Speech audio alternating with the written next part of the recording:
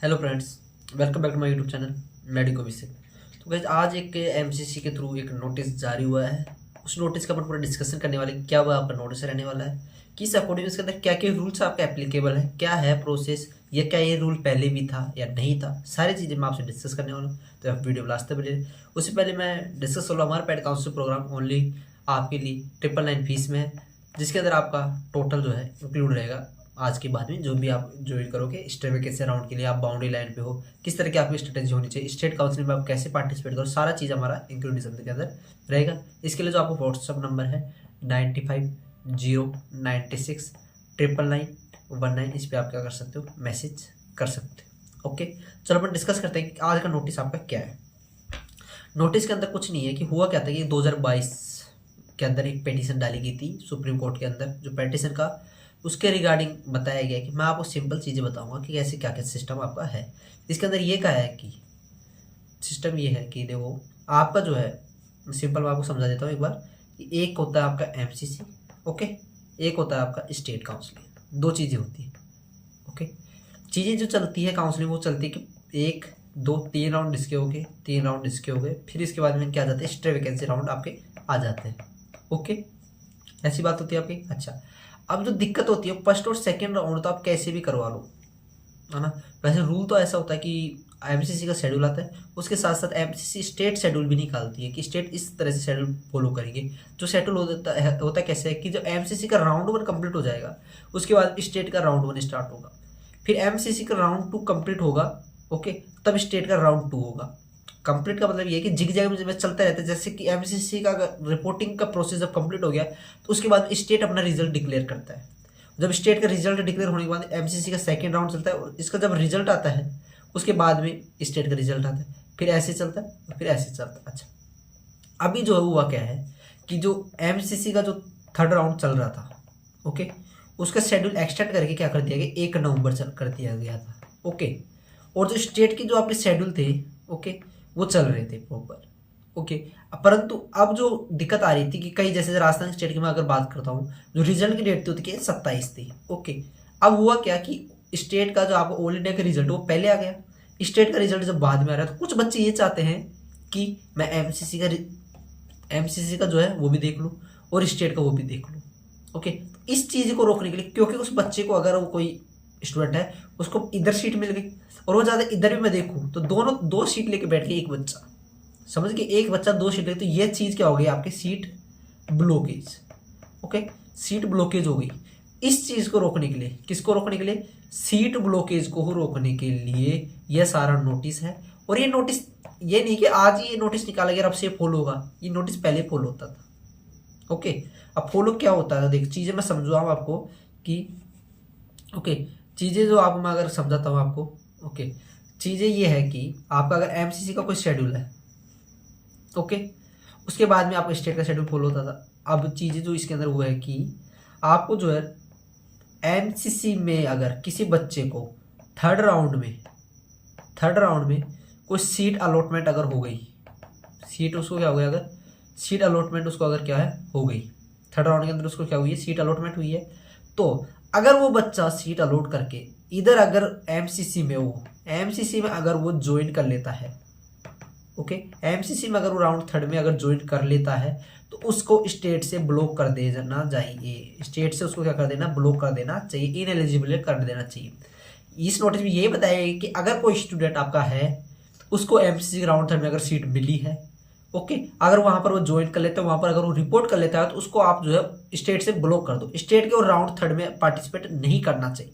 ये चीज़ें अगर आपको एमसीसी राउंड 3 में अगर सीट मिली है और आपने उसको अगर ज्वाइन नहीं करी है, ध्यान से सुनना, एमसीसी राउंड 3 में आपको अगर सीट मिली है उससे कोई दिक्कत नहीं, उसके बाद में आप स्टेट के अंदर जा सकते हो अगर आपने उसको ज्वाइन नहीं करी है। अगर आप एमसीसी राउंड 3 की अगर सीट ज्वाइन नहीं करते हो तो ऑल इंडिया की जो कोटा की जो काउंसलिंग है आगे के राउंड उनसे आप बाहर हो जाते हो, परंतु स्टेट काउंसलिंग में आप पार्टिसिपेट करोगे।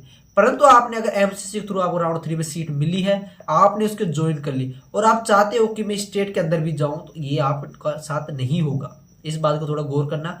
एमसीसी का राउंड 3 का आपका ज्वाइन नहीं करिए तो आप जा सकते हो, मतलब कि सीधी सी बात यह है कि एमसीसी अगर राउंड 3 में आपको अगर अलॉटमेंट हुआ है, ओके, और आपने उसको ज्वाइन नहीं करी है तो आप जा सकते हो आराम से। स्टेट के अंदर, और आपने अगर ज्वाइन कर ली ओके तो आप नहीं जा सकते। सिंपल सा रूल है, और ये रूल पहले भी फॉलो होता था, क्योंकि हम जो काउंसलिंग भी करवाते थे उसमें बच्चे को यही कहते थे कि आप जो है ज्वाइन कर लोगे तो आप आगे के स्टेट में नहीं देख पाओगे, ऑल इंडिया के में नहीं देख पाओगे, कहीं भी नहीं जाओगे। अगर आपने ज्वाइन नहीं करी है तो ऑल इंडिया के से बाहर हो जाओगे, स्टेट के राउंड 3 में आप आ जाओगे। ये चीज़ें आपकी होती थी, यही चीज़ें ये शेड्यूल आपका जो क्या है ये भी यही आपको बताना चाह रहा है।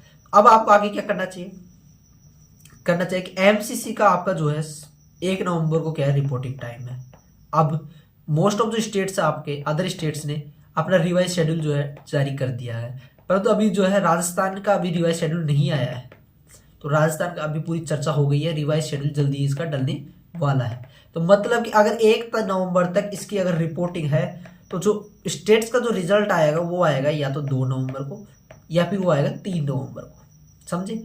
या यही कह रहे हैं कि एमसीसी के जब कंप्लीट रिपोर्टिंग हो जाए, एमसीसी की जब कंप्लीट रिपोर्टिंग हो जाए उसके बाद में एमसीसी जो है डाटा शेयर करेगी किसके साथ, स्टेट ऑथोरिटीज के साथ डाटा शेयर करेगी और यह बताएगी कि इन स्टूडेंट्स ने हमारे यहाँ पर ऑल इंडिया कोटा में ज्वाइन कर लिया गया है, इसको आप स्टेट में पार्टिसिपेट करने न मत दीजिए। स्टेट में इसको जो है कोई भी कॉलेज अलॉट नहीं होनी चाहिए। यह मतलब कि पहले से ज्वाइन कैंडिडेट आपका है, तो यह चीज़ें बस यही बता रही और बाकी कुछ भी आपका नहीं है। शेड्यूल को अगर मैं और आपको बता दूं तो इसमें यही है, it is informed that the result of round 3 of UG council 2025 conducted of MCC ने पब्लिश कर दिया गया है and there is no provision of resignation in this round. 3rd round में कोई रिजाइनेशन का कुछ होता नहीं है। मैंने पहले बताया अगर आपको उसको सीट मिली है सीट लो, वरना नहीं लेते तो आप काउंसिलिंग से बाहर हो जाते हो। Has all the state counselling authorities are requested, उनको रिक्वेस्ट किया जाता है to weed out joint candidates of the all India quota round 3। State authorities को यह कहा जाता है कि आपको अगर कोई ज्वाइंट कैंडिडेट है ऑल इंडिया कोटा का तो उसको आप बाहर कर दीजिए, उसको कोई भी सीट अलॉट नहीं होनी चाहिए। Before seat processing of round 3 of state counselling की जो राउंड 3 की जो स्टेट सीट प्रोसेसिंग हो, मतलब जो रिजल्ट आएगा उससे पहले उसको उठा दीजिए, so that candidate already holding seat in all India not allotted any seat through state counselling. तो मेन जो पॉइंट है आपका चीज़ जो ये कह रहा है ये है कि already holding A seat in all India quota round 3 तक, मतलब कि अगर आपको राउंड 2 में सीट मिली थी कोई, आपने अपग्रेडेशन डाल के राउंड 3 में कर दिया है, अपग्रेडेशन डाल के आपने अगर राउंड 3 में भी कर दिया है ना, तो मतलब कि आपको राउंड 3 में अगर सीट नहीं मिली तो भी आपको राउंड 2 की कॉलेज भी राउंड 3 में रही तो मतलब तो भी आप नहीं कर सकते, समझिए बात। इसको और बाकी मैं और डिटेल्स में भी आपको समझाऊंगा। Note allotted any seat through state counselling में उसको कोई भी सीट नहीं मिलेगी। ये यही है, state counselling authorities can download the list of joint candidates की लिस्ट स्टेट अथॉरिटी वो डाउनलोड कर लेंगे from the data sharing portal of MCC का 1 नवंबर 2025, क्योंकि 1 नवंबर जो है रिपोर्टिंग की आपकी डेट है। मैं चीज़ें आपको समझा देता हूँ एक ब्रॉड में क्या क्या चीज़ें आपके लिए है। ओके, एमसीसी का राउंड है, इसके अंदर आपको अगर फर्स्ट राउंड में कोई सीट मिली, मान लो अपग्रेडेशन करके आपको सेकंड में आप पहुंच गए, क्योंकि फर्स्ट राउंड की अपन बात ही छोड़ो, कोई मतलब नहीं है। सेकंड राउंड में आपके पास कोई सीट थी, ओके सीट थी आपके पास या फिर नहीं थी, 2 चीज कंडीशन हो गई आपकी। अब 3rd राउंड में आपने एक तो सीट थी उसके पास, उसने तो डाला क्या अपग्रेडेशन, एक कंडीशन हो जाएगी उसको, या तो सीट अपग्रेड हो गई, एक सीट हो गई उसको अपग्रेड नहीं हुई। ओके, तो अगर सीट अपग्रेड नहीं हुई तो उसके पास पहले वाली सीट उसके पास है। ओके, पहले वाली सीट उसके पास है तो मतलब कि वो स्टेट काउंसलिंग से सीधा बाहर है, स्टेट काउंसलिंग से सीधा बाहर है। अपग्रेडेशन डाली, दूसरी कॉलेज उसको मिली, इस कंडीशन में अगर वो रिपोर्टिंग करता है, अगर वो क्या करता है रिपोर्टिंग करता है तो वो स्टेट काउंसलिंग से अगर बाहर है। अगर वो रिपोर्टिंग नहीं करता है तो ऑल इंडिया कोटा से बाहर हो जाएगा, परंतु स्टेट काउंसलिंग में पार्टिसिपेट कर सकता है। समझ गई बात, ये कंडीशन आपकी रहेगी। All India Kota 2nd round में उसको सीट नहीं मिली, राउंड 3rd में उसको या तो फ्रेश सीट आपको मिली या फिर नहीं मिली, 2 कंडीशन हो गई। ओके, सीट अगर आपको मिली, आपने उसको अगर ज्वाइन कर लिया तो आप जो है स्टेट कोटा से क्या हो जाएगा, बाहर हो जाओगे, स्टेट कोटा में आप पार्टिसिपेट नहीं करोगे। अगर आपने उसको नोट नहीं ज्वाइन करी तो आप स्टेट काउंसलिंग में पार्टिसिपेट कर लोगे, ऑल इंडिया कोटा की काउंसलिंग से बाहर हो जाओगे। कंडीशन समझ में आएगी। अगर आपको सीट नहीं मिली है 3rd राउंड के अंदर तो आप जो है स्टेट काउंसलिंग में आराम से पार्टिसिपेट कर सकते हो, स्टे वैकेंसी राउंड में आराम से पार्टिसिपेट कर सकते हो।